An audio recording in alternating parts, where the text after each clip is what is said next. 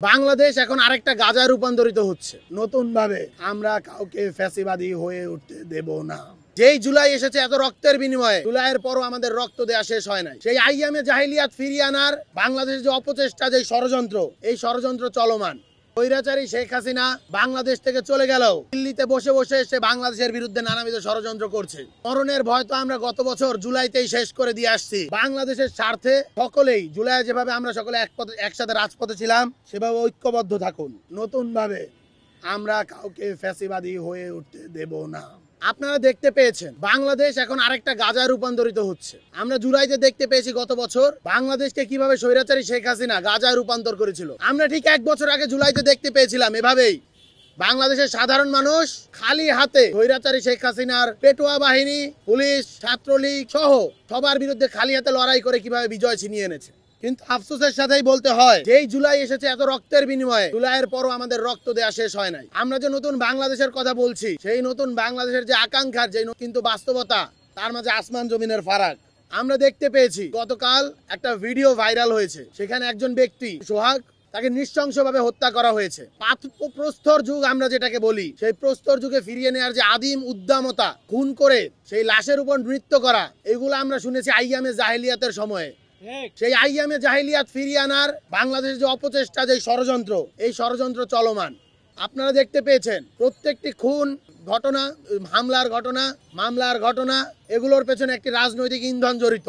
রাজনৈতিক শেল্টার ছাড়া এই ঘটনাগুলো আসলে ঘটতেছে না। এই রাজনৈতিক শেল্টার, এই রাজনৈতিক শক্তি আসলে তৈরি করছে এই ধরনের হায়নাদের, এই ধরনের দানবদের। আমরা দেখতে পেয়েছি স্বৈরাচারী শেখ হাসিনা বাংলাদেশ থেকে চলে গেল, দিল্লিতে বসে বসে সে বাংলাদেশের বিরুদ্ধে নানাবিধ ষড়যন্ত্র করছে। আমাদের তো গলায় পাড়া দিয়ে, আমাদেরকে তো মৃত্যুর ভয় দেখিয়ে এগুলা করে তো লাভ নাই। মরণের ভয় তো আমরা গত বছর জুলাইতেই শেষ করে দিয়ে আসছি। আর মরণের ভয় কি দেখান? আমরা তো সেদিনই ঘোষণা দিয়েছি, উই আর অলরেডি শহীদ। আমরা তো শহীদ। শহীদদেরকে যারা মৃত্যুর ভয় দেখায়, সেটা আসলে হাস্যরস। বাংলাদেশের স্বার্থে সকলেই জুলাই যেভাবে আমরা সকলে একসাথে রাজপথে ছিলাম, সেভাবে ঐক্যবদ্ধ থাকুন। দেখুন, বাংলাদেশের এই মুহূর্তে সব থেকে বড় রাজনৈতিক দল বিএনপি, তার নেতা তারেক রহমান।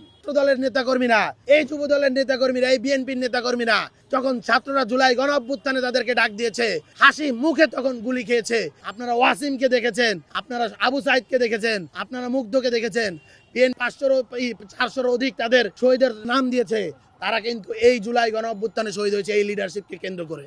আমরা একটা কথা স্পষ্টভাবে বলতে চাই, ফ্যাসিবাদী ব্যবস্থার বিলোপ, নতুন রাজনৈতিক বন্দোবস্ত বিনির্মাণের আকাঙ্ক্ষা থেকে আমরা একটি নতুন বাংলাদেশ সৃষ্টি করেছি।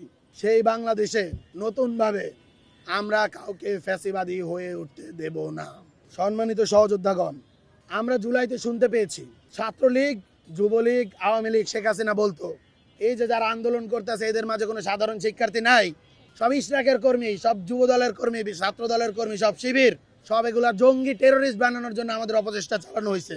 অথচ এখনো দেখা যাচ্ছে যখন হত্যাকাণ্ড হয়, হত্যাকাণ্ডের প্রতিবাদে যখন মিছিল হয়, তখনও এদেরকে শিবির, এদেরকে জঙ্গি, এদেরকে অপচেষ্টাকারী, এদেরকে হলো গিয়া বিএনপি বিরোধী, এদেরকে বাংলাদেশ বিরোধী, এদেরকে হাসিনাপন্থী, ছাত্রলীগ, এক্স ছাত্রলীগ, নানাবিধ ট্যাগের মাধ্যমে বিতর্কিত করা হচ্ছে। এই ট্যাগিং পন্থা, এই ট্যাগবাজি, এগুলো হলো হাসিনার স্টাইল। আমরা বিএনপিকে আহ্বান করছি, ছাত্রদলকে আহ্বান করছি, হাসিনার যে বয়ান, হাসিনার যে স্টাইল, এগুলো সাবস্ক্রাইব করেন না। বাংলাদেশের মানুষ বহু আগেই এই স্টাইলগুলোকে ছুঁড়ে ফেলে দিয়েছে। বুয়েট কিন্তু বাংলাদেশকে পথ দেখায়, এটা ইতিহাস সত্য। ইতিহাস থেকে শিক্ষা নেন। 2019 সালে আওয়ামী লীগ ছাত্রলীগের বিরুদ্ধে বাংলাদেশে প্রথমবার যারা একদম সম্মুখ সারি থেকে, রাজপথে থেকে প্রতিবাদ করেছিল এবং ক্যাম্পাস থেকে ছাত্রলীগ মুক্ত করেছিল, ছাত্রলীগের স্বৈরাচার মুক্ত করেছিল, সেই ক্যাম্পাস কিন্তু বুয়েট।